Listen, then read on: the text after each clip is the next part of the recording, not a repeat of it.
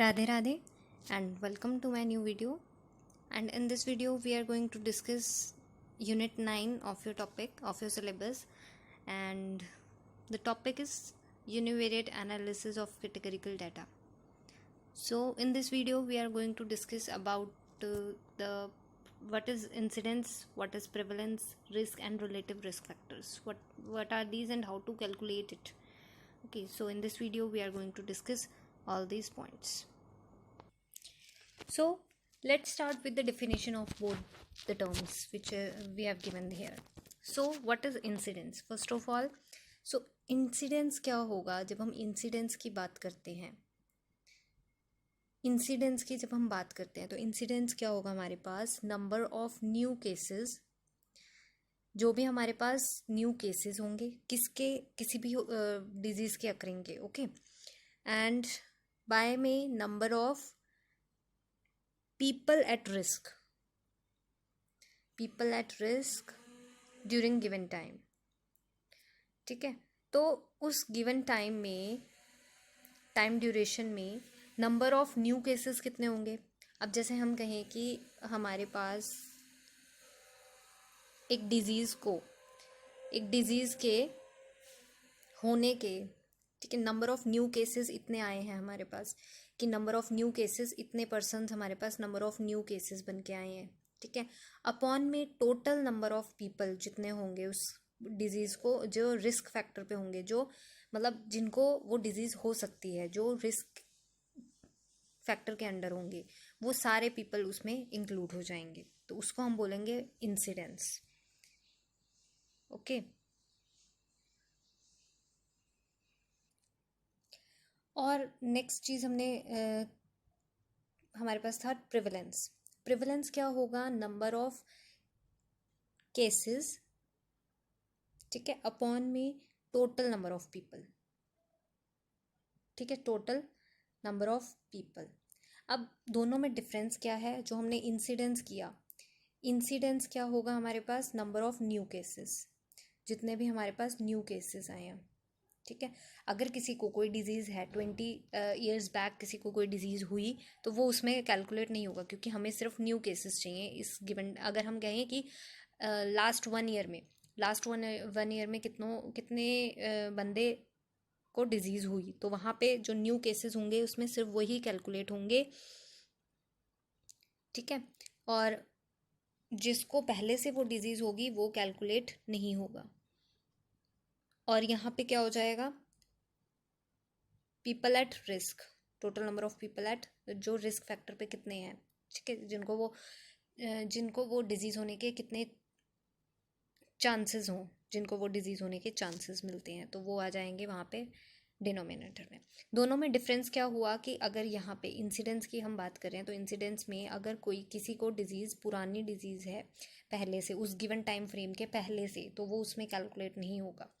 लेकिन प्रेवलेंस में क्या है कि अगर कोई भी नंबर ऑफ टोटल केसेस आएंगे यहाँ पे, अगर हम किसी डिजीज़ की बात कर रहे हैं तो नंबर ऑफ केसेस का मतलब, चाहे वो उसको 20 साल पहले हो, चाहे वो उसको न्यू डिजीज़ हुई हो, चाहे वो न्यू केस हो, चाहे वो पुराना केस हो, तो वो उसमें काउंट होगा ही होगा. ओके, अपॉन में टोटल नंबर ऑफ पीपल हो जाएगा. ठीक है, तो ये है दोनों में डिफरेंस कि प्रेवलेंस क्या होता है और इंसिडेंस क्या होता है. तो बेसिकली इंसिडेंस क्या हुआ हमारे पास, जब हम इंसिडेंस की बात करते हैं तो इंसिडेंस क्या हुआ हमारे पास, एक तरह से एक रेट है. ठीक है, रेट का मतलब क्या हुआ कि हाउ फास्ट, मतलब कितनी जल्दी वो डिजीज़ जो है वो आगे फैल रही है. ठीक है, तो रेट का मतलब हुआ कि how fast the disease is happening. Okay, तो इंसिडेंस क्या है, एक रेट है. और अगर हम प्रिवलेंस की बात करते हैं तो प्रिवलेंस क्या है, एक प्रोपोर्शन है, क्योंकि वहाँ पे हम सिंपल रेशियो निकाल रहे हैं. तो प्रोपोर्शन है तो वहाँ पे हम सिंपल परसेंटेज निकालेंगे. ठीक है, तो वो परसेंटेज बताएगा एक तरह से कि कितने पीपल जो हैं वो कितने केसेस हैं हमारे पास, अपॉन में कितने पीपल हैं. ठीक है, तो वो एक परसेंटेज प्रोपोर्शन बताएगा, और इंसिडेंस जो है वो एक रेट को रिप्रेजेंट करेगा. ठीक है, सो आई होप ये आपको क्लियर हुआ होगा कि इंसिडेंस और प्रिवलेंस क्या होता है. अभी जैसा हमने किया कि इंसिडेंस क्या होगा हमारा, इंसिडेंस क्या होगा, एक रेट होगा. इंसिडेंस एक रेट होगा. रेट होगा तो इसका मतलब क्या है, हम ये पता करेंगे उसमें कि how fast the disease is happening, how fast something is happening. तो इसका मतलब ये क्या रिस्क फैक्टर बताएगा हमको कि how fast the disease is happening. ठीक है। और प्रिवलेंस हमने किया कि क्या होगा, एक प्रोपोर्शन होगा। प्रोपोर्शन होगा तो इसका मतलब ये हमें बताएगा हाउ मच, ठीक है, how much the disease is happening. ठीक है। तो ये बताएगा हमें बर्डन ऑफ डिजीज, कि कितना बर्डन बताएगा कि कितना डिजीज का कितना फैल रही है, कितना, हाउ मच से ये डिनोट करेगा कि कितनी डिजीज है, मतलब कितना एक पॉपुलेशन में कितने बंदों को वो बीमारी है। ठीक है। हाउ मच मतलब नंबर ऑफ पीपल बताएगा। और इंसिडेंस रेट है तो ये बताएगा कि कितनी जल्दी, कितनी तेजी से वो डिजीज फैल रही है। ठीक है। सो इंसिडेंस क्या होगा कि कितनी तेजी से कोई डिजीज फैली, और प्रिवलेंस क्या होगा, कितने बंदों में वो डिजीज फैली। ठीक है। तो ये दोनों में बेसिक डिफरेंस है कि इंसिडेंस और प्रिवलेंस। इंसिडेंस जो है वो रेट है, तो ये हमें हाउ फास्ट बताएगा कि कितनी तेज़ी से कोई डिजीज़ जो है वो फैलती जा रही है। और प्रिवलेंस ये बताएगा कि कितने बंदों में वो डिजीज़ फैली। ठीक है। सो ये ध्यान में रखना है आपको। So let's have a look on what is incidence and prevalence with the help of example. Okay. तो एग्जाम्पल लेके चलते हैं और फिर देखते हैं कि हमारा इंसिडेंस और प्रिवलेंस क्या बनता है। ठीक है। सो जैसे कि हमने कहा कि इंसिडेंस क्या होगा, मैं डेफिनेशन लिख देती हूँ पहले यहाँ पे। इंसिडेंस क्या होगा, number of people, new cases upon में क्या आएगा यहाँ पे, number of people at risk. ठीक है। जिस जिसको डिजीज़ हो सकती है एट रिस्क। और प्रिवलेंस में क्या होगा हमारे पास, प्रिवलेंस क्या आएगी हमारे पास कि number of cases, total number of cases जितने होंगे अपॉन में टोटल नंबर ऑफ पीपल कितने होंगे। ठीक है। Total number of people. अब यहाँ पे हमारे पास क्या है कि अगर हम एक ग्राफ बनाते हैं, ठीक है, हमने एक ग्राफ बनाया,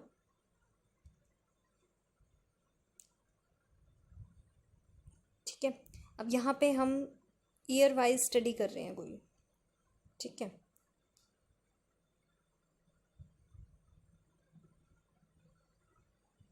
ये हमने ईयर वाइज स्टडी की, 0 to 10 ईयर की स्टडी है, 10 ईयर की स्टडी है हमारे पास। ठीक है। 10 ईयर की स्टडी में हमने कैंसर का वो देखना है कि कैंसर कितने, इंसिडेंस ऑफ कैंसर और प्रिवलेंस ऑफ कैंसर कितना निकल के आता है। ठीक है। तो हमने इंसिडेंस और प्रिवलेंस देखना है, तो हम एक स्टडी लेके चलते हैं जिसमें हम कुछ पेशेंट्स ले लेते हैं कि एक पेशेंट को इस स्टडी में कैंसर हुआ और वो इस स्टेज पे आके एक्सपायर हो गया। ठीक है। ड्यूरिंग द स्टडी एक पर्सन को यहाँ से कैंसर स्टार्ट हुआ इस स्टेज पे, और वो यहाँ पे आके उसकी डेथ हो गई। ठीक है। एक हम लेते हैं, एक पर्सन को यहाँ पे कैंसर हुआ और वो इस स्टडी में ही एक्सपायर हो गया। ठीक है। एक बंदे को पहले से कैंसर था और वो ड्यूरिंग द स्टडी एक्सपायर हुआ। ठीक है। एक पर्सन को इस स्टडी के बाद कैंसर हुआ और वो बाद में ही एक्सपायर हुआ। ठीक है। एक पर्सन को यहाँ से कैंसर हुआ लेकिन वो अभी भी चल रहा है, मतलब एक्सपायर वो स्टडी में नहीं हुआ। ठीक है। एक पर्सन को कैंसर हुआ और वो पहले ही स्टडी से पहले ही एक्सपायर हो गया, और एक पर्सन को बिल्कुल भी कैंसर इस स्टडी के दौरान हुआ ही नहीं। ठीक है। तो ये हमने केसेस लिए। ठीक है। तो ये हमारे पास पर्सन थे, तो ये हमने स्टडी की कि हमारे पास 10 ईयर में इतने ऐसे ऐसे बंदे आए जिनको स्टडी करते टाइम भी कैंसर हो सका, जिसको स्टडी के टाइम कैंसर हुआ और वो स्टडी के विद इन द स्टडी ही डाई कर गए। ठीक है। तो अब हमें ये देखना है कि इसमें इंसिडेंस रेट क्या होगा और प्रिवलेंस क्या होगा। ठीक है। ये चीज़ हमें अब देखनी है। तो यहाँ पे अगर हम देखें तो इंसिडेंस हमने बताया कि अगर हम कोई गिवन टाइम फ्रेम ले रहे हैं। ठीक है। अब हमने गिवन टाइम फ्रेम लिया, ये 10 ईयर की स्टडी। अब इस 10 ईयर की स्टडी में हमको ये देखना है कि हमारा इंसिडेंस रेट कितना बनेगा। ठीक है, तो हमने नंबर ऑफ़ न्यू केसेस देखने हैं सबसे पहले तो। So number of new cases कितने बनेंगे, ऐसे केसेस जो जो इस स्टडी में ही हुए हों। ठीक है, अब ये वाला फर्स्ट पर्सन जो था, इसको हमने स्टडी के दौरान ही हमारा कैंसर हुआ इसको। ठीक है, जब हमने स्टडी स्टार्ट करी तभी इसको न्यू केस यही अपीयर हुआ हमारे पास। ठीक है, तो फर्स्ट केस ये हो गया हमारा। अब ये जो सेकंड पर्सन है, यहाँ पे भी क्या हो जाएगा कि इसको भी कैंसर हुआ और हमारी स्टडी के दौरान ही हुआ। ठीक है, तो इसको भी कैंसर हुआ, तो ये भी काउंट होगा। थर्ड पर्सन जो है ये भी काउंट होगा, क्योंकि इसको भी हमारा कैंसर की स्टडी, जो हमारी स्टडी के दौरान ही इसको कैंसर हुआ। ठीक है, तो ये भी काउंट होगा। लेकिन ये जो फोर्थ पर्सन आप देख रहे हो, इसको इसको क्या स्टडी के बाद हुआ। ठीक है, तो हमारा न्यू केस तो नहीं रहा ये। ठीक है, तो इसमें ये वाला काउंट नहीं होगा। क्यों? क्योंकि इसको कैंसर हुआ तो है, लेकिन हमारी स्टडी के बाद हुआ है। ठीक है, तो न्यू केस नहीं हुआ ये हमारे लिए, क्योंकि हमने सिर्फ 0 to 10 में ही देखना है कि यहाँ पे कौन कौन से न्यू केसेस अराइव हुए हैं। ठीक है, अराइज हुए हैं, तो यहाँ पे ये केस हमारा कैंसिल हो जाएगा, क्योंकि इसको बाद में हुआ स्टडी के हमारे। ऐसे ही ये वाला आप केस देखोगे तो ये वाला भी, इसको कैंसर तो था, हमारी स्टडी के दौरान ये डेथ हुई है इसकी, लेकिन इसको न्यू केस तो नहीं कह सकते हम, क्योंकि न्यू केस नहीं है, ये पुराना केस है। तो यहाँ पे ये हमारी स्टडी से पहले ही इसको कैंसर था। ठीक है, तो हमारी स्टडी से पहले इसको कैंसर था और ये हमारी स्टडी के दौरान डेथ हुई है इसकी, तो ये वाला केस अराइज न्यू नहीं होगा हमारे लिए। ठीक है, अब न्यू केस और कौन सा होगा, अब ये वाला केस अगर हम देखते हैं। ठीक है, अब इसको कैंसर हुआ है लेकिन इसकी डेथ नहीं हुई है, ये अभी चल रहा है। ठीक है, इसकी डेथ नहीं हुई लेकिन ये चल रहा है, कैंसर तो हुआ इसको, तो न्यू केस आ जाएगा ये। ठीक है, तो न्यू केस हमारा ये वाला न्यू केस हो जाएगा। अच्छा, अब हम इसको देखें तो ये भी डेथ हो ली है इसकी, और ये पहले से ही इसको कैंसर था और हमारी स्टडी से पहले ही इसकी डेथ हो गई, तो ये वाला न्यू केस नहीं होगा हमारे लिए। और ये जो पर्सन है इसको कैंसर हुआ ही नहीं, तो ये हमारा न्यू केस तो होगा नहीं। ठीक है, तो ये हमारे टोटल केसेस हमारे पास कितने आए, जो हमारे न्यू केसेस हैं ये कितने बने हमारे पास, 1 ये वाला, 2 3 और एक ये जिसको कैंसर हुआ लेकिन वो डेथ नहीं हुई उसकी। तो ये 4 केसेस हमारे पास टोटल न्यू केस हो जाएंगे, जो जो हमारी स्टडी में न्यू केस आए हैं। अब अगर हम देखते हैं, ये तो था हमारा 4 इसके लिए कि हमारी स्टडी में कौन से न्यू केसेस हैं। ठीक है, न्यू केसेस आ गए। अब हमें ये देखना है कि टोटल केसेस कितने हैं हमारे पास। ठीक है, ये तो हो गया हमारा 4। अब हमें ये चेकआउट करना है कि पर्सन एट रिस्क कितने हैं, टोटल केसेस एट रिस्क। अब रिस्क के केस में हमें ये देखना है कि कितने केसेस में जो है वो कैंसर होने की रिस्क था, रिस्क फैक्टर था, कितने में कैंसर होने की संभावना भी थी। ठीक है, तो अब इसको तो था ही, तो ये तो रिस्क फैक्टर में आएगा ही। ठीक है, क्योंकि ये तो न्यू केस है ही है हमारे पास। ठीक है, ये वाला भी हो जाएगा क्योंकि इसको भी कैंसर तो है ही है हमारे पास, तो रिस्क में तो है ये। ठीक है, ये वाला भी हो जाएगा। ठीक है, क्योंकि इसको भी कैंसर है तो रिस्क फैक्टर में तो ये होगा ही, क्योंकि कैंसर तो है इसको। अब अगर हम इसको देखते हैं तो ये रिस्क में नहीं होगा, क्योंकि इसको हमारे, अगर हम इसको देखें, अब इसको देखो, अगर आप ये वाला केस, अब ये हो चुका है, इसको कैंसर पहले से ही हो चुका है, तो और इसकी डेथ भी हमारी स्टडी के दौरान हो चुकी है, तो ये वाला हमारा रिस्क फैक्टर में नहीं इंक्लूड होगा। ठीक है, लेकिन अगर जब हम इसको देखते हैं, अब अगर हम इसको देखें तो ये वाला पर्सन जो है वो यहाँ से यहाँ तक रिस्क फैक्टर में काउंट होगा। क्यों होगा?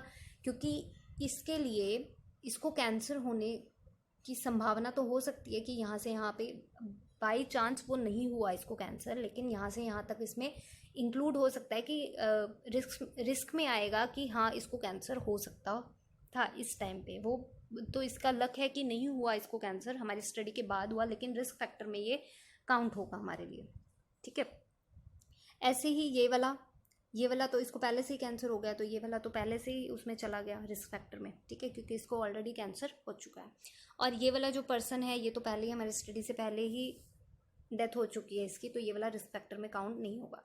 और ऐसे ही ये वाला जो पर्सन है इसको भी बाई चांस अभी कैंसर नहीं हुआ, लेकिन रिस्क फैक्टर में ये भी रहेगा, क्योंकि इसको भी कैंसर हो सकता था हमारी स्टडी के दौरान। ठीक है, तो रिस्क फैक्टर में क्या होगा, जो जो पर्सन में संभावना होगी कि हाँ ये हमारी स्टडी के दौरान, इस टाइम पीरियड के दौरान इसको वो डिजीज़ अकर कर सकती थी। वो बाई चांस नहीं करी, वो अलग बात है, लेकिन अगर रिस्क फैक्टर में वो आएगा जिसको हम ये कहें कि हाँ इस स्टडी के दौरान इसमें ये बीमारी हो सकती थी, लेकिन वो बाय लक बाय चांस नहीं हुई इसको, तो वो अलग बात है। तो यहाँ पे काउंट करेंगे हम इसको भी और इसको भी। तो ये टोटल केसेस कितने हो गए, 1 2 3 4 5 और 6, तो 4/6। तो ये हमारा इसका इंसिडेंस रेट हो जाएगा कि 4/6 जो है वो इंसिडेंस रेट आया कि हाउ फास्ट, कितनी तेज़ी से वो कैंसर जो है वो इन पर्सन में फैला।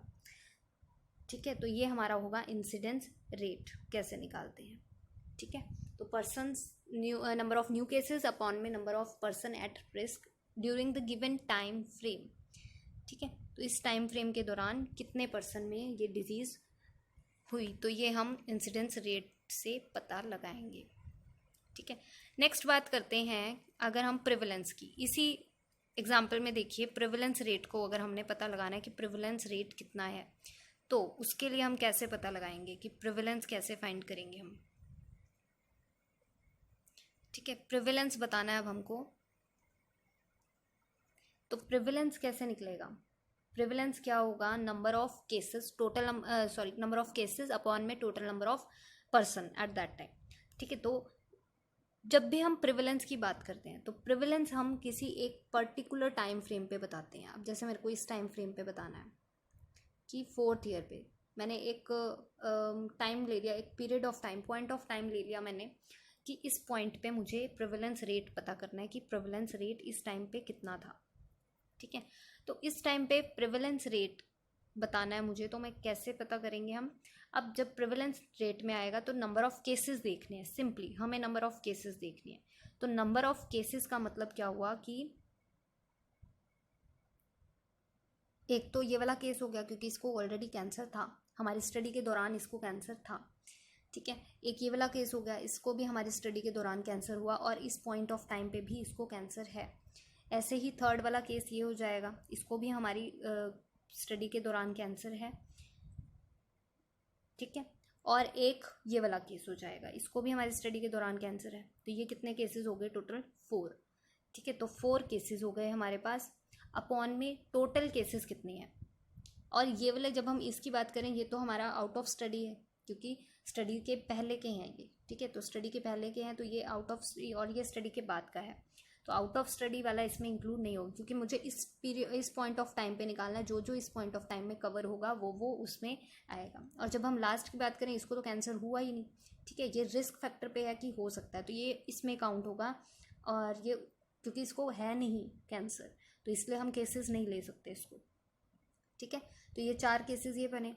और टोटल नंबर ऑफ केसेस जिनको कैंसर है, ठीक है, ड्यूरिंग द टाइम, तो ये क्या हो जाएंगे, 1, एक तो यही, एक सेकेंड वाला ये, थर्ड वाला ये। अब यहाँ पे हम देखें तो इसको इस टाइम पे हो सकता था कैंसर, है ना, तो ये वाला भी इसमें काउंट होगा। ठीक है, एक ये वाला काउंट हो जाएगा जो 5th वाला पर्सन है। और ये वाली स्टडी जब हम करें, ये आउट ऑफ स्टडी है और इनकी डेथ हो चुकी है, तो ये टोटल नंबर ऑफ केसेस में काउंट नहीं होगा। ऐसे ही जो लास्ट वाला केस है वो वाला काउंट हो जाएगा क्योंकि उसको कैंसर है नहीं, लेकिन वो टोटल केसेस में आ जाएगा हमारे पास। ठीक है कि, ठीक है, तो यहाँ पे भी कितना आ जाएगा, 4/6। तो टोटल केसेस कितने हो जाएंगे यहाँ पे, 6। ठीक है, तो ये बाई चांस है कि हमारा इंसिडेंस और प्रिवलेंस दोनों केसेस में 4/6 आया, लेकिन आपको हर एक अलग एग्जाम्पल में, किसी और एग्जाम्पल में इसको अलग अलग रेट मिल सकते हैं, आपको अलग अलग वैल्यूज़ मिल सकती हैं। ठीक है, तो ये बाई चांस है, जो हमारा सेम वैल्यू आई है 4/6 दोनों की, तो ये हर बार सेम नहीं होगी। किसी केस में बाई चांस हो सकता है कि सेम आ जाए, लेकिन ये हर बार सेम नहीं होते हैं। इंसिडेंस और प्रिवेलेंस दोनों अलग अलग चीज़ें हैं। ठीक है, आई होप इस एग्जाम्पल से आपको कुछ समझ आया होगा कि हमारा इंसिडेंस में क्या लेते हैं। इंसिडेंस में सिर्फ हम लेंगे जो हमारी स्टडी के दौरान न्यू केसेस हमारे पास आए हैं, और अपॉन में जितने पर्सन होंगे एट रिस्क पे। ठीक है, और प्रिवलेंस में हम वो केसेस लेंगे जो टोटल नंबर ऑफ केसेस हैं अपॉन में टोटल नंबर ऑफ पर्सन। ठीक है, अब प्रिवलेंस में नंबर ऑफ केसेस लेंगे, चाहे उसको वो 20 साल पहले हो वो बीमारी, चाहे वो स्टडी के दौरान हुई हो, तो वो वाले केसेस आ जाएंगे। ठीक है, तो ये हमारे केसेस बनेंगे। तो अब चलते हैं इसकी थ्योरी पे कि इंसिडेंस और प्रेवलेंस क्या होता है. सो इंसिडेंस क्या होगा? Incidence is the number of new events arising with in the specified time period.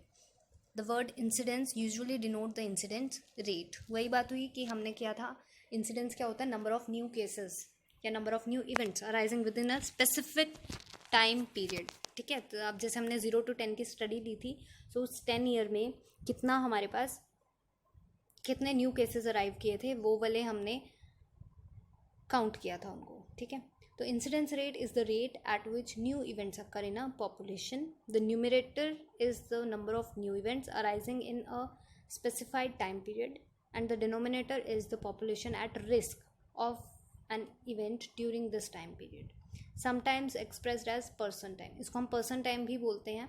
और यहाँ पे क्या हो जाता है? इंसिडेंस हमारे पास incidence is equal to number of new cases जो हमने किया, number of new cases upon में number of person at risk.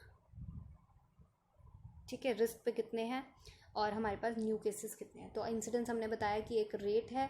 Rate हमेशा क्या बताएगा कि how fast the disease is happening.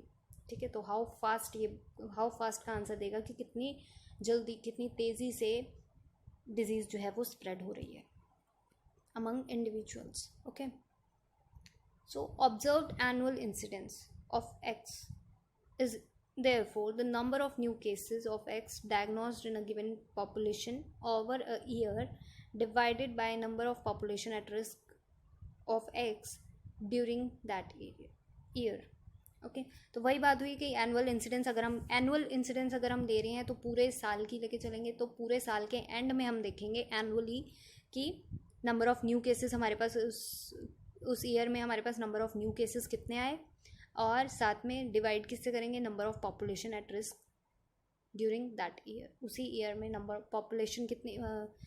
Of person at risk कितने थे और न्यू केसेस हमारे पास कितने अराइज हुए, तो वो हम उसको डिवीज़न दे देंगे. ठीक है, the use of person time as opposed to just time enables you to handle situations where there are dropouts in the study or where you have not been able to follow the entire cohort at risk to watch for the event under investigation. तो person time और simply time, अगर हम person time की बात करें, person time और simply time में क्या डिफरेंस होगा?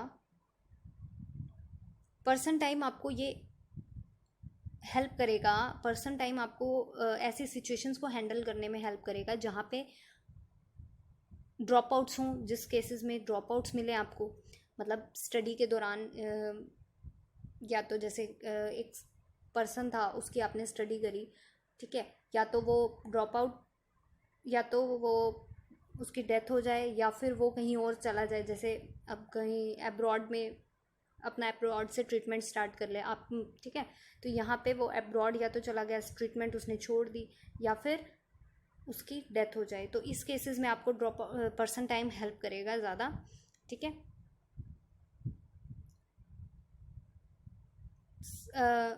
As opposed to simply time. ठीक है, so using person time calculations, the follow-up period does not have to be the same for all individuals studied. Person time for a group is sum of times follow up for each participant in that group. Person times की calculation कैसे होंगी हमारे पास? Person time का मतलब क्या होगा कि अगर आप, इसका मतलब ये नहीं होगा कि आप हर एक इंडिविजुअल को सेम फॉलोअप दे रहे हो. ठीक है, सेम पीरियड्स पे आपने उसकी स्टडी करी है. ठीक है, इसका मतलब ये होगा कि अगर पर्सन टाइम, अगर आप अलग अलग आपके पास पेशेंट्स हैं, आपने एक पेशेंट्स को सपोज 20 मंथ दिए, एक पर्सन को 12 मंथ्स दिए, एक को 5 मंथ्स दिए, एक को 2 मंथ्स दिए, तो इसका मतलब क्या होगा? ये सारा को ऐड अगर आप करते हो तो वो आपका टोटल पर्सन टाइम बनेगा. ठीक है, sum of all the times follow up for each participant in that group. तो ये हमारे पास फॉलो अप हो जाएगा, इसको अगर हम ऐड करेंगे तो वो आपका फॉलो अप टाइम बनेगा. ठीक है, सो नेक्स्ट इज प्रिवलेंस हमने किया कि प्रिवलेंस क्या होगा? नंबर ऑफ केसेस अपॉन में टोटल पर्सन. ठीक है, तो केसेस अपॉन में टोटल। तो ये हमने बताया था कि ये हमें क्या बताएगा कि अगर ये प्रोपोर्शन बताएगा हमें, ठीक है, प्रोपोर्शन बताएगा। प्रोपोर्शन का मतलब क्या है, हाउ मच का मतलब क्या है कि कितने पर्सन को वो डिजीज़ हुई, ठीक है, कितने पर्सन उस डिजीज़ से इफ़ेक्टेड हुए। तो ये हमें हाउ मच का आंसर देगा कि कितने पर्सन, या फिर हमें परसेंटेज का आंसर देगा कि कितने परसेंट पीपल में वो डिजीज़ फैली है, ठीक है। तो prevalence is the number of events in a population at designated time. The word prevalence usually denote point prevalence ratio. prevalence क्या होगा, number of events, ठीक है। number of events का मतलब चाहे वो कोई पुराना इवेंट हो, चाहे वो नया इवेंट हो, चाहे वो बाद में हुआ, तो नंबर ऑफ इवेंट्स हो जाएगा हमारे पास। तो प्रेवलेंस क्या होगा हमारे पास, एक रेशियो बताएगा, एक प्रोपोर्शन बताएगा, ठीक है। पॉइंट, आप इसको पॉइंट प्रेवलेंस से भी मेज़र कर सकते हो, पीरियड प्रेवलेंस से भी। पॉइंट प्रेवलेंस जैसे कि आप एक पर्टिकुलर पॉइंट ऑफ टाइम पे बता दो, कि जैसे अभी हमने एग्जांपल में किया था कि हमने 4th ईयर में हमने चेकअप किया था, तो वहाँ पे हमने पॉइंट प्रेवलेंस निकाला था। पीरियड प्रेवलेंस क्या होगा कि अगर आप 0 to 10 पूरे ईयर में स्टडी कर रहे हो, ठीक है, तो वो पीरियड प्रेवलेंस बन जाएगा। तो हमारे पास पॉइंट प्रेवलेंस क्या होगा, number of person with the disease और attribute at a point of time, particular point of time पे नंबर ऑफ पर्सन होंगे जो उस डिजीज़ से सफ़र करेंगे। Point prevalence ratio is expressed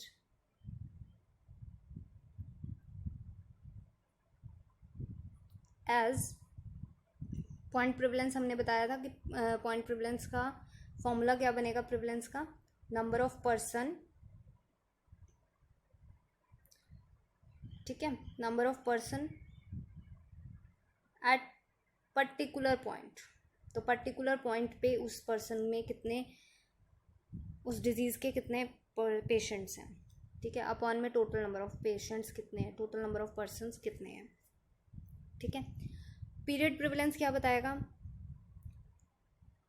period prevalence हमें ये बताएगा कि स्पेसिफिक पीरियड के दौरान कितने पर्सन आए हैं, नंबर ऑफ पर्सन जिनमें वो डिजीज़ पाई गई, ठीक है। तो period prevalence is the number of persons who have had the disease और attribute at any time over a specified period, ठीक है। पीरियड प्रेवलेंस में आपको स्पेसिफिक पीरियड के लिए बताना है, पॉइंट में आपको एट अ पर्टिकुलर पॉइंट पे बताना है, ठीक है। So period prevalence is often expressed as below, but it is not strictly a ratio, it is a rate, ठीक है। पीरियड प्रेवलेंस क्या होगा, एक रेट होगा, ठीक है, और पॉइंट प्रेवलेंस क्या होगा, एक रेशियो होगा। Prevalence ratio is equal to the incidence rate multiplied by the duration of the event. तो आपने यहाँ पे देखा होगा कि जब हम ये एग्जाम्पल कर रहे थे, तो इस एग्जाम्पल में हमने प्रेवलेंस जब निकाला, तो प्रेवलेंस रेशियो क्या होगा हमारे पास, प्रेवलेंस में हम उसका duration of the time note करते हैं, ठीक है। प्रेवलेंस में कितने टाइम तक उसको वो डिजीज़ रही। सो प्रेवलेंस क्या हो जाएगा हमारे पास, अगर हम प्रेवलेंस की बात करते हैं तो प्रेवलेंस रेशियो क्या होगा, incidence rate multiplied by the duration of the event, कितने टाइम तक उसमें वो डिजीज़ रही, ठीक है। Incidence multiply duration is equal to prevalence, ये दोनों में रिलेशन हो गया कि incidence, prevalence is equal to incidence into में उसकी ड्यूरेशन, कितने टाइम तक वो डिजीज़ रही है उस पर्सन को, ठीक है। तो prevalence is equal to incidence into में ड्यूरेशन, ठीक है। तो ये ध्यान में रखना है आपको। अब हम ये देखते हैं कि इंसिडेंस और प्रेवलेंस में रिलेशन क्या है। जैसा कि अभी हमने कहा कि prevalence is equal to incidence into में ड्यूरेशन ऑफ द टाइम, ठीक है, ये तो है ही।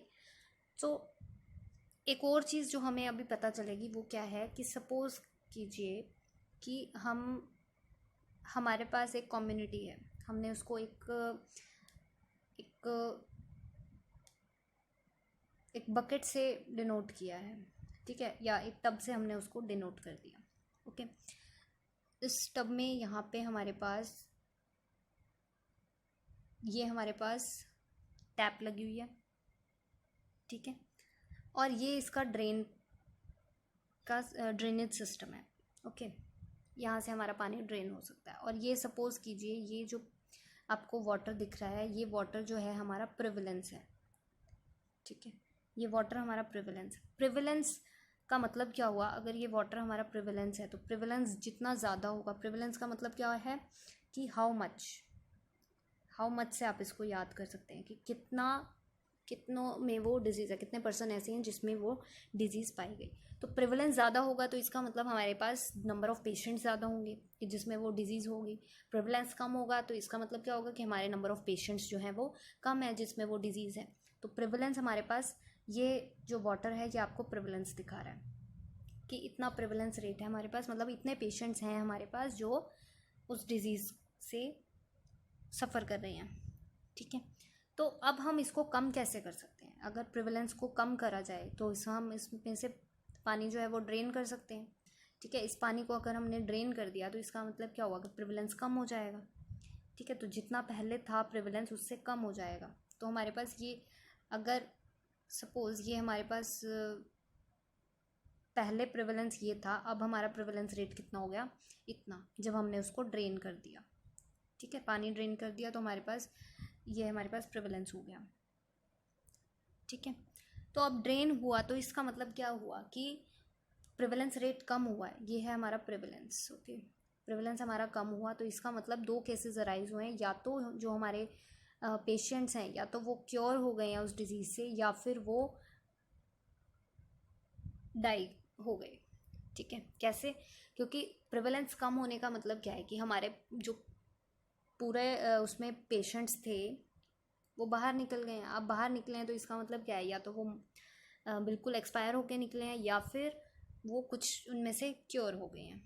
ठीक है, तो ये हमारा, अगर हम मेन हमारा मकसद क्या होता है कि क्योर पे हमने ध्यान देना। ठीक है, क्योंकि हम चाहते हैं कि हमारे मिनिमम पेशेंट्स जो हैं वो डेथ की ओर जाएं। ठीक है, तो क्योर हमारा बेसिक, हमारा मेन मकसद हमारा होता है कि हम किसी तरह उनको डिजीज़ फ्री कर सकें।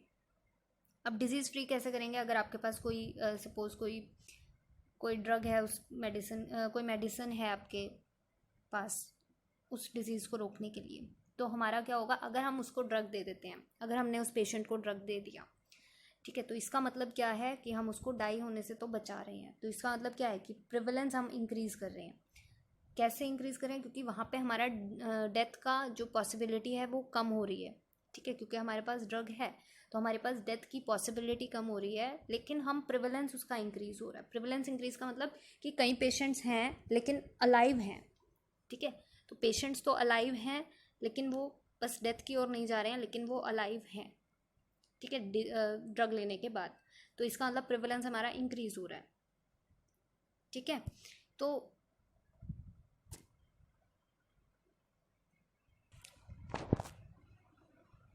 अब हमारे पास अगर ये फॉसेट है, ये टैप है हमारे पास, तो अगर इस टैप को हम ऑन कर देते हैं तो ये हमारा प्रिवलेंस रेट था, इसमें से हम पानी ड्रेन कर रहे थे।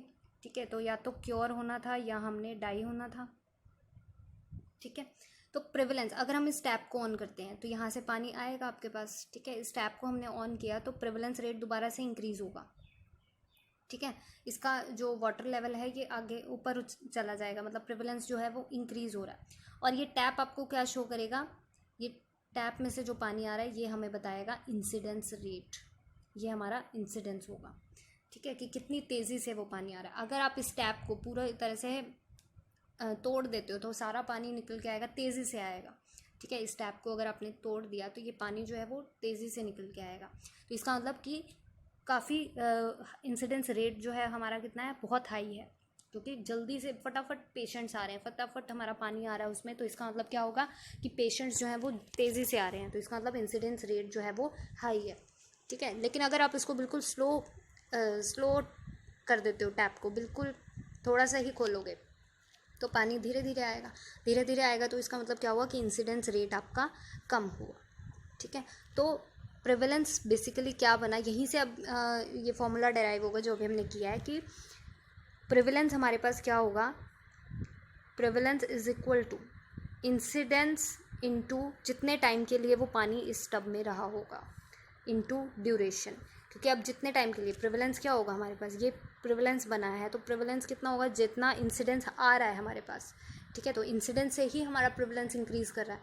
सो इंसिडेंस हमने ऑन कर दिया, जब ये टैप ऑन करी तो हमारा इंसिडेंस इस टब में गिरा, तो इंसिडेंस आया और वो जितने टाइम के लिए इस टब में रहा, क्योंकि फिर हम ड्रेन भी कर रहे हैं उसको, तो जितने टाइम के लिए वो इस टब में रहा इनटू में ड्यूरेशन हो जाएगी उसकी, ठीक है। तो prevalence is equal to incidence into duration, ठीक है। तो ये रिलेशन यहाँ से भी आप क्लियर हुआ होगा आपको कि प्रिवलेंस और इंसिडेंस में क्या रिलेशन है, क्योंकि प्रिवलेंस इंक्रीज करने का मतलब है कि आपका इंसिडेंस अगर आपका इंक्रीज हो रहा है तो वहाँ पे प्रिवलेंस क्या होगा, प्रिवलेंस जो है वो इंसिडेंस इनटू में ड्यूरेशन बताएगा कि कितने टाइम के लिए वो पानी आपका उस टब में रहा, ठीक है।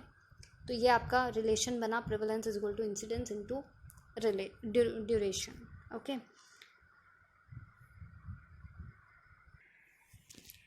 Now the second topic we are taking is risk. What is risk?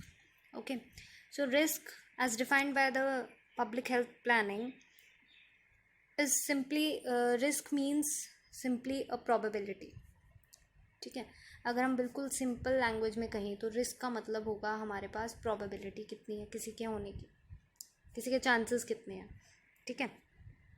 So risk is the probability of occurrence of a disease or other health outcome of interest during a specified period of time, usually 1 year। अगर हम 1 year की study कर रहे हैं तो 1 year में उसको कितना चांसेस हैं उस डिजीज़ के अकर करने के, okay.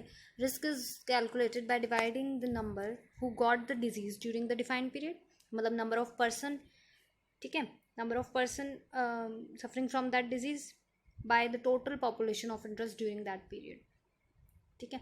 So for example if there were 1000 birds in a health jurisdiction in 1 year and 72 of those babies weighed less than 2500 grams, ठीक है। तो risk of low birth weight कितना हो जाएगा, अगर हम लो बर्थ वेट की बात करें तो टोटल नंबर ऑफ पीपल कितने थे उस कम्युनिटी में 72, सॉरी मतलब लो बर्थ के लो वेट कितना था जिनका 72, अपॉन में टोटल कितने थे 1000 बर्ड्स, तो 1000 72 अपॉन 1000 उसकी प्रोबेबिलिटी हो जाएगी, उसका रिस्क फैक्टर हो जाएगा, लो बर्थ रेट का वेट का रिस्क फैक्टर 72 अपॉन 1000, ओके। तो ये हमारा रिस्क बताएगा कि कितना रिस्क होगा हमें, ठीक है। तो simply risk is a probability, हम कह सकते हैं रिस्क इज़ अ प्रोबेबिलिटी।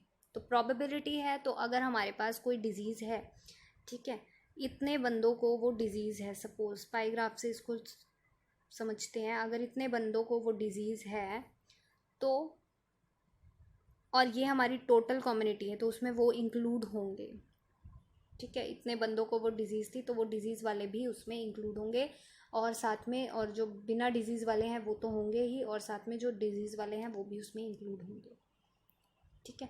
तो ये हमारा रिस्क फैक्टर बताएगा, रिस्क बताएगा कि प्रोबेबिलिटी सिंपली जितनों को वो डिजीज़ है अपॉन में टोटल नंबर ऑफ कम्युनिटी, ठीक है। तो ये हमें रिस्क फैक्टर बताएगा। However we seldom rely on a single risk calculation. Most often we are interested in comparing the occurrence or prevalence of a health condition or problem in two groups. One who experience a risk factor or condition referred to as exposed. अब हम क्या करते हैं जब हमें कुछ compare करना होता है, जब हमें कंपैरिजन करना होता है, ठीक है, या प्रेवलेंस निकालना होता है किसी चीज़ का, तो हम क्या करते हैं, तो वहाँ पे हम एक्सपोज्ड और अनएक्सपोज्ड ग्रुप्स लेते हैं। एक्सपोज्ड ग्रुप्स का मतलब क्या हुआ कि जो ऐसे केसेस जिनको हम कुछ ड्रग दे के कंट्रोल कर रखा है हमने, किसी डिजीज़ को किसी ड्रग हमने दे रखा है, और अनएक्सपोज्ड कौन से होंगे, ऐसे केसेस जो बिना ड्रग के चल रहे हैं उस डिज़ीज़ के साथ, ठीक है। तो एक्सपोज्ड कौन से होंगे, जो ड्रग के साथ वो डिज़ीज़ को क्योर कर रहे हैं, और अनएक्सपोज्ड ऐसे होंगे जो बिना डिज़ीज़ के चल रहे हैं, ठीक है। This allows us to determine whether a particular exposure does represent a risk and if so how big a risk is, ठीक है। तो एक्सपोजर ये हमें ये बताएगा कि एक्सपोजर जो है वो रिस्क को कंट्रोल कर भी रहा है, और अगर नहीं कर रहा तो कितना बिग रिस्क पे हैं हम, मतलब कितने चांसेस हैं रिस्क के, मतलब कितना एक तरह से वैल्यू कितनी हो सकती है रिस्क की, कितना ज़्यादा रिस्क होगा या कितना कम रिस्क होगा, ठीक है। ये हमें पता लगाना होता है। When conducting a risk analysis, epidemiologists generally begin by constructing a 2x2 table. अभी हम टेबल करेंगे, उसमें पता चलेगा हमें कि रिस्क कैसे बताएंगे. Where A represents those who in exposed population who experience the outcome of interest. ठीक है, जो हम डिजीज़ कैलकुलेट करें, जो हम डिजीज़ की बात कर रहे हैं उनको वो डिजीज़ है और एक्सपोज्ड है, मतलब ड्रग के साथ काम कर रहे हैं. और be those is the expose population who did not experience that outcome. ठीक है, बी पर्सन ऐसे हैं जो जिनमें वो डिजीज़ नहीं है. And in this case risk of exposure is expressed as a upon B, sorry, A upon A plus B. Conversely, the risk for those who not exposed to the risk factor would be C upon C plus D. कैसे, अभी देखिए ये table आपको दिख रहा होगा. यहाँ पे हमने लिया है कोई डिजीज़, ये जो आपको हॉरिजॉन्टली दिख रहा है ये हमारे पास डिजीज़ है, येस और नो, मतलब कितने पर्सन में वो डिजीज़ है और कितनों में नहीं है. तो ऐसे पर्सन जो एक्सपोजर, यहाँ पे आपको दिख रहा है एक्सपोजर, प्लेस, टाइम, पर्सन और टाइम. ठीक है, तो जो ड्रग लेके डिजीज़ के साथ हैं वो हैं ए पर्सन. ठीक है, जिन्होंने ड्रग ले रखा है और उनको डिजीज़ नहीं है वो कितने हैं, बी. ठीक है, एक्सपोजर जिनका नहीं है वो और जिनको वो डिजीज़ है वो कितने हैं, सी पर्सन. और जिनके पास ना ही एक्सपोजर है और ना ही डिजीज़ है वो है हमारे पास डी, नंबर ऑफ पर्सन्स. ठीक है, तो रिस्क क्या होगा हमारे पास, अगर हम एक्सपोजर की बात करते हैं, एक्सपोजर से अगर हमें निकालना है तो वो क्या होगा, ए अपॉन ए प्लस बी, ए अपॉन ए प्लस बी, टोटल नंबर. ठीक है, और अगर हमने एक्सपोजर नहीं है फिर उनका निकालना है तो सी अपॉन सी प्लस डी. ठीक है, सी अपॉन सी प्लस डी. तो ये आपका रिस्क फैक्टर हो जाएगा. ठीक है, the risk can very from 0 to 1 in the case of risk factor. अगर आपकी रिस्क की वैल्यू, ये जो आपने कैलकुलेट कराई है, अगर 0 to 1 में आता है, 0 to 1 के बीच में आपकी वैल्यू अगर कोई आती है तो इसका मतलब क्या हुआ कि आपका रिस्क बहुत ही ज़्यादा, रिस्क फैक्टर हाई है. ठीक है, और अगर आपका रिस्क की वैल्यू जो है वो -1 to 0 के बीच में आती है, -1 to 0, तो इसका मतलब क्या है कि आप प्रोटेक्टिव में हो, प्रोटेक्टिव केस है, तो इसका मतलब आपका रिस्क जो है वो लो वैल्यू होगी. ठीक है, तो लो रिस्क पे हैं आप. ठीक है, तो अगर आपकी रिस्क की वैल्यू, अब जैसे आपने ये एग्जांपल किया था यहाँ पे 7.2. ठीक है, तो ये आपके 0.072 आया था, तो 0 to 1 के बीच में आया था, क्योंकि रिस्क क्या है, प्रोबेबिलिटी. तो प्रोबेबिलिटी है तो वो रहेगा तो 0 to 1 के बीच में ही. ठीक है, प्रोबेबिलिटी है तो 0 to 1 के बीच में रहेगी. ठीक है, अगर वो नेगेटिव आ जाती है, 0 से लो आती है, तो इसका मतलब क्या है कि आप रिस्क जो है वो बहुत ही लो है. ठीक है, लो फैक्टर है आपका, तो प्रोटेक्टिव केस में आ जाते हैं आप वहाँ पे. ठीक है, तो आप यहाँ पे आपके कितना आया था, 0.072, तो इसका मतलब हाई रिस्क पे थे आप. ठीक है, तो ये था रिस्क क्या होता है. तो अगली वीडियो में हम आगे इसको कंटिन्यू करेंगे कि हमारा रिलेटिव रिस्क क्या होता है एंड इसको कैलकुलेट कैसे करेंगे और इनके कॉन्फिडेंस इंटरवल कैसे निकाले जाते हैं. आई होप आज का ये वीडियो आपको क्लियर हुआ होगा. तो मिलते हैं नेक्स्ट वीडियो में. Till then, Radhe Radhe.